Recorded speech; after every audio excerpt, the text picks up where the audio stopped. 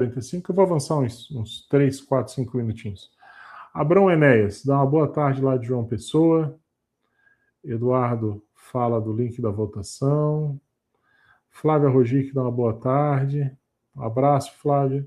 O Abrão Enéas fala: César, uma expressão que muito me deixa desconfortável e é ainda muito usada pelo pessoal da Conscienciologia é estupro evolutivo. Acho uma expressão bem pesada e problemática. Ela ativa ou pode ativar gatilhos em pessoas que sofreram estupro de teor sexual. Por isso, sempre me pergunto se esse termo ainda faz sentido nos dias atuais. Não seria o momento de abandonarmos essa expressão e substituí-la por outra mais adequada? A ideia pode ser transmitida sem recorrer a um termo tão carregado. Não seria... ele repete isso de novo. As palavras têm peso e consequências, mesmo que a intenção original fosse outra, o impacto causado em quem ouve também precisa ser levado em consideração. Sabemos que o Valdo teve contribuições importantes, foi fundamental para a construção da Conscienciologia, isso é algo que merece reconhecimento, mas convenhamos, ele também falou muita besteira, nenhum autor está acima de críticas, revisões ou atualizações de conceitos e terminologias, ainda existe o discernimento de divinizar o Valdo em alguns meios. Cara, é bastante coisa que ele escreveu. Talvez isso explique porque certas ideias e expressões continuam sendo pouco questionadas. Penso que a Conscienciologia tende a se renovar quando essa primeira geração for sendo substituída ao longo das décadas, permitindo revisões mais naturais. Você traz uma série de questões, né, uma série de falas, Abraão, mas vamos lá. Primeiro, sobre a questão do estupro evolutivo. Eu entendo que é uma expressão forte, o objetivo dela é incomodar, tem esse contraponto que você está trazendo, que de fato as pessoas mais sensíveis podem, né, trazer a evocação de alguma situação que tenham passado, mas eu entendo que ela traz um pouco a ideia da pessoa não estar preparada para uma determinada informação e ela foi estuprada. Você sabe que tem vários tipos de estupro, né? Um estupro, por exemplo, é a pessoa chegar e dizer, olha, sou contra isso. E todo mundo, o grupo chegar e dizer, não, fica tranquilo, não é bem isso, você não está entendendo direito. E vão fazendo do jeito deles e no final a naba, o problema, fica no seu colo. Isso é uma espécie de estupro, entendeu? É um estupro moral. Eu entendo o que você traz, Abraão, mas eu te falo, eu não deixarei de usar, porque eu acho que é uma palavra forte que faz a pessoa refletir, entendeu? Essa é a minha visão. Pode ser que amanhã eu mude. Sobre a questão de divinização de Valdo, concordo com você, Valdo é uma pessoa humana, acima de tudo. Eu entendo que ele acertou muito, mas como ele próprio falava, todo mundo tem direito a 3% de erro, e Valdo também errou 3%, talvez tenha errado até mais, entendeu? Eu não tenho nenhum tipo de sacralização, porque se assim o fosse, a gente não estaria numa ciência, a gente estaria numa seita, a gente estaria num processo de divinização de Valdo Vieira. Várias ideias aqui no Calepino eu falo, né? E muitas delas também, ó, que eu critico às vezes, é o Zeitgeist. Isso é que nem quando ele dava curso e dizia que o máximo top de linha que a pessoa tinha que ter na vida dela era uma máquina de escrever Olivetti elétrica. E que computador ele não confiava e nunca ia usar computador. Ele chegou a falar isso várias vezes em curso, ao longo do tempo. Daqui a pouco ele falava, não, é notebook. Todo mundo tem que ter um notebook. Daqui a pouco, não, o notebook tem que ser IBM, que não sei o quê. E assim ia, a evolução do conhecimento. Tenho certeza que determinadas coisas que o Valdo Vieira escreveu, se fosse escrever hoje, não escreveria desse modo. O Zeitgeist hoje é outro, a mesologia é outra. Já se passaram 10, 15 anos. Mas tem princípios basilares que se mantêm. E uma coisa que eu acho interessante, né, Abrão, que a gente não pode deixar de registrar, é que, veja, o corpus da Conscienciologia que ele criou é respeitável, entendeu? Você veja que eu volto e meio trago aqui verbetes.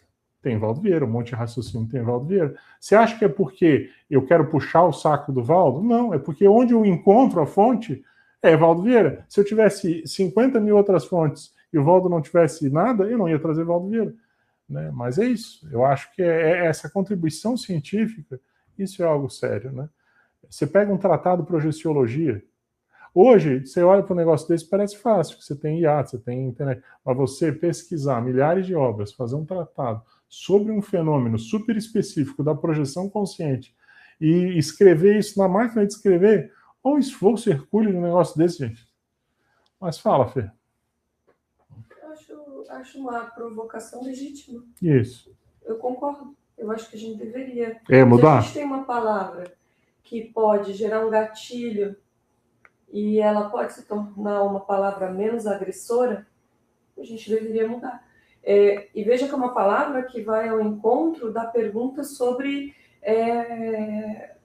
machismo e perseguição às mulheres, quer dizer, uma palavra onde o estupro é uma violência predominante para as mulheres, não para os homens, né? Então a gente... depende do conceito que você tem de estupro, né? Não, mas eu digo mas na eu sociedade, entendo. Sim, né? Isso sim. A frequência, claro. Ele resgata uma historicidade de abuso, de agressão para a mulher. E a gente, até poucas décadas atrás, até poucos anos atrás, a gente não era tão atento a essa linguagem, né? As linguagens agressivas, capacitistas.